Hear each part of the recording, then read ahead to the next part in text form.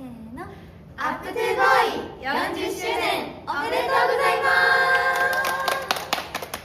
す。40周年記念号第3弾は私たちハロープロジェクトが登場します。さあ、みふちゃん、はい、これは今何をオマージュした格好をしていますか？これはズバリラブマシーンです。ラブマシーン。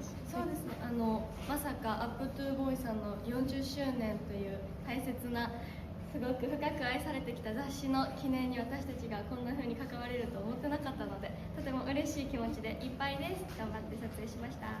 れなちゃんはどうですか？ハロープロジェクトのメンバーとの撮影。はい、すごく緊張していたんですけど、皆さんお優しくて先輩方と一緒に撮影できることが本当に楽しいなと思います。とってもレアな写真がたくさんですので、ぜひチェックしてください。よろしくお願いします。お願いします。